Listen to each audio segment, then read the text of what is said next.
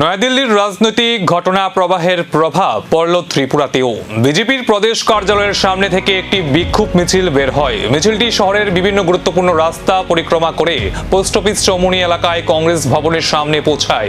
বিজেপির পক্ষ থেকে অভিযোগ করা হয়, প্রধানমন্ত্রী নরেন্দ্র মোদীর সরকারি বাসভবনের সামনে কংগ্রেস নেতা রাহুল গান্ধীর নেতৃত্বে অনুষ্ঠিত বিক্ষোভ মিছিল অনভিপ্রেত এবং তারই প্রতিবাদে এই কর্মসূচির আয়োজন করা হয়েছে। অন্যদিকে কংগ্রেস ভবনের সামনে পৌঁছানোর পর কিছু সময়ের জন্য উত্তেজনাকর পরিস্থিতি সৃষ্টি হয়।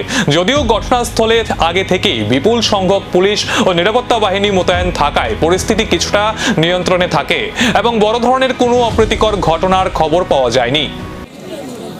প্রধানমন্ত্রী নরেন্দ্র মোদীজির বাসভবনে কংগ্রেস দল কিভাবে সিন ক্রিয়েট করে সারা বিশ্বের নজর ভারতবর্ষের দিকে নেওয়ার চেষ্টা করছে, অসুস্থ মানসিকতা নিয়ে এবং ভারতবর্ষকে দ্বিখণ্ডিত করার, ভারতবর্ষের গণতন্ত্রকে বিনষ্ট করার এবং সনাতন বিরোধী যে ন্যারেটিভ ওনারা চালানোর চেষ্টা করছে, তার বিরুদ্ধে আমরা ধিক্কার জানাচ্ছি আজকের এই মিছিল থেকে এবং এই ধর্ণা থেকে।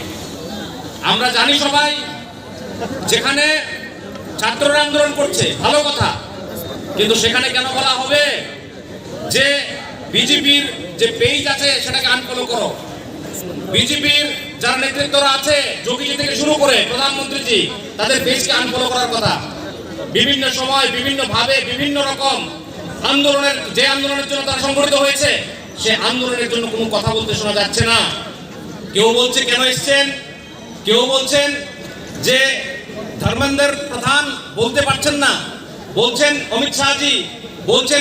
রাজনৈতিক উত্তাপের এই পর্বে দুই পক্ষের পরবর্তী কর্মসূচি কি হয় সেদিকেই এখন নজর রাজনৈতিক মহলের।